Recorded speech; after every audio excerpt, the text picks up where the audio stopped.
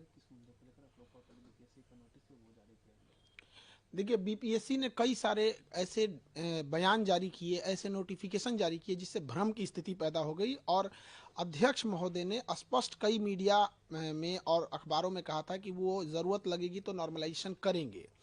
और कभी लगता था करेंगे नहीं करेंगे, इसी को लेके प्रोटेस्ट हुआ था। तो उन्होंने हमारे 5 सेंटरों को इसे नोटिस भेज दिए।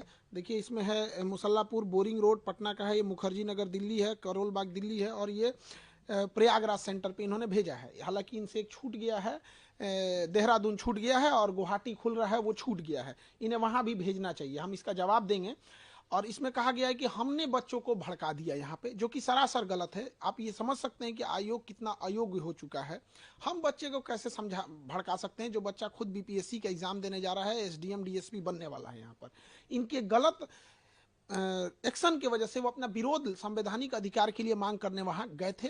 और एक शिक्षक की नैतिक जिम्मेदारी होने के नाते बच्चों के साथ जब भी अहित होगा तो उनके लड़ने के लिए उनके गार्जियन तो आएंगे नहीं। बच्चे गांव से आए हैं, वो मिडिल क्लास के बच्चे हैं, उनके पास इतना संसाधन भी नहीं है। तो हम उनको एक सही ढंग से एक जो तरीका है गर्दनी बाग, जो बिहार सरकार ने धरना स्थल के लिए दिया है, वहां जाके हम प्रोटेस्ट कर रहे थे। उसके लिए इन्होंने एक नोटिस भेज दिया और इस नोटिस में उन्होंने कहा है कि हमारे ऊपर क्रिमिनल ऑफेंस, क्रिमिनल केस करेंगे ये, अगर हम ये नहीं करते हैं तो। अब बताइए, शिक्षक के ऊपर अगर ये क्रिमिनल एंड सिविल एलिगेशन लगाएंगे यहाँ पे, अगर हमने इनसे जवाब नहीं दिया और नोटिस का हमने इनको माफ़ी नहीं मांगे 15 दिन के अंदर, तो पहले तो हम आयोग को बता दें कि माफी तो हम नहीं मांगने वाले हैं।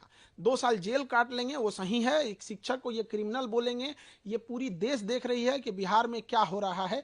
हम कोई अपने लिए नहीं लड़ने गए थे, विद्यार्थियों के हक के लिए लड़ाई लड़ने गए थे यहाँ पर। और जो पूरे बिहार में एक प्रचलन है, सारे जगह ये गली गली में लोगों को ये हल्ला है कि सीटें बेची जा रही हैं। हमने इसी चीज़ों को दोहराया है और आयोग इस पर स्पष्टीकरण करे कि आखिर ऐसा क्यों हो रहा है, स्केलिंग क्यों करेगा आयोग यहाँ। और उनका कहना है कि सार्वजनिक रूप से माफी मांगे। माफी तो आयोग को मांगना चाहिए सारे बच्चों से कि इस चुनावी वर्ष में पूरे बिहार का किरकिरी करा दिए, इतने बच्चों का, जहां कोई परीक्षा नहीं करा सकते हैं। तो ये आयोग को तो कहीं से इस बात पे होना ही नहीं चाहिए कि हम लोग से नोटिस दे यहाँ पर। आपने डीएसपी एसडीएम जैसे लोगों सीट मिलने की बातें को लेकर है कहा है उसमें कि आप बिक गया सीट उसको लेकर है अपने बीपीएससी की छवि धूमिल की आपने। बीपीएससी स्वयं अपनी छवि धूमिल की है। जिसका पेपर लीक हो जाता है, जिसके चेयरमैन कहते हैं कि इस पेपर को कोई नहीं फाड़ सकता, उसको कोई रगड़ कैसे फाड़ दे, जो कहता है कि यहाँ पर सबसे सुरक्षित बापू परीक्षा परिषद बिहार का सबसे अच्छा सुरक्षित है, वहां से सबसे ज्यादा हंगामा हो जाए, इससे ज्यादा छवि क्या खराब हो सकती है। आरा में पिछले साल पेपर लीक हो गया, इस साल ऐसे हो गया यहाँ पर, तो इससे हम क्या छवि खराब करेंगे। दूसरा कि जो एसडीएम की सीटें बेची जा रही हैं, जो डीएसपी की सीटें बेची जा रही हैं, ये तमाम मीडिया में चले हुए चीजें हैं। तो एक जिम्मेदार नागरिक होने के नाते और एक विद्यार्थियों का शिक्षक होने के नाते ये मेरा कर्तव्य बनता है कि हम इसको और बड़े मुद्दे पर उठाएं ताकि इस पर जांच हो सके। यदि ऐसा नहीं है तो नार्को टेस्ट कराया जाए। हम यही कहते हैं कि देश में हम भी इतने दिन से पढ़ा रहे हैं, ये जांच और उसकी रिपोर्ट कब जांच होती है, कब रिपोर्ट दब जाती है, किसी को नहीं पता चलता है। पूरी मीडिया के सामने नार्को टेस्ट कराया जाए, उसकी दवा भी हम दे देंगे, सोडियम पेंटोथेल, वो नार्को टेस्ट किया जाए, हमारा भी कराया जाए मीडिया के सामने। अध्यक्ष महोदय हो जाए, सचिव महोदय हो जाए, कौन गलत है कौन सही है ऑटोमेटिक पता चल जाएगा। हम माफी नहीं मांगेंगे तो नहीं मांगेंगे। मर जाना कबूल है, जेल जाना कबूल है। बच्चों के लिए लड़े थे, उनके लिए माफी नहीं मांगेंगे, क्योंकि हम अगर माफी मांग ले तो खान सर नहीं झुकेंगे, वो बच्चों का स्वाभिमान झुक जाएगा जो लड़कर अपना अधिकार मांगे थे। फिर कोई बच्चा लड़ने के लिए नहीं जाएगा। रही बात बच्चों के री एग्जाम की, अगर आयोग बच्चों के हित को ध्यान रखते हुए री एग्जाम कंडक्ट करा देता है, दोबारा बोलते हैं री एग्जाम बीपीएससी कंडक्ट करा लेता है, तो उसके लिए बीपीएससी जो कहेगा वो हम कर लेंगे। बच्चों के हित में ध्यान रखते के लिए जो सजा है वो हम कबूल कर लेंगे, चाहे आयोग कुछ भी कहे, लेकिन ऐसे तो माफी नहीं मांगेंगे। आगे अब खान सर क्या करेंगे? इस नोटिस का जवाब देंगे और एक बीपीएससी को भी नोटिस भेजेंगे कि आपने पूरे विद्यार्थियों को 5 लाख स्टूडेंट को मेंटल ट्रोमा में रखें।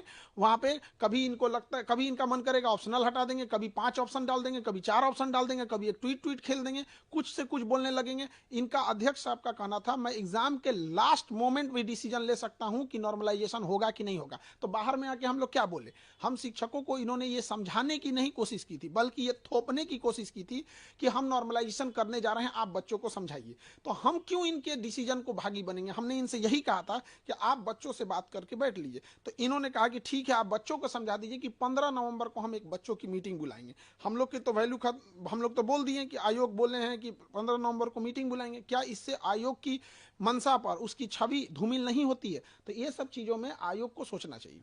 क्या अब आगे आप क्या गवर्नर या किसी बड़े डिग्निशन से क्या आप बात अब हमारा तो यहाँ पे है, गवर्नर साहब से यहाँ पे फाइल रेडी है और मुख्यमंत्री साहब से। अब हम गवर्नर और मुख्यमंत्री साहब के पास जाएंगे इसको लेके। और हाईकोर्ट में हम बहुत पहले जा चुके हैं, हाईकोर्ट में पिटीशन लगा दिए थे हम 16 दिसंबर को ही। अब इत्तेफाक से क्या कहिएगा, उस समय छुट्टी हो गया था, तो ये 16 दिसंबर 2024 को परीक्षा के 3 दिन बाद ही हमने मतलब बिना किसी को बताए हमने लगा दिया वहां पर। लेकिन ये कहिए कि बच्चों की या किसके कहिए कि हाईकोर्ट छुट्टी पे चली गई।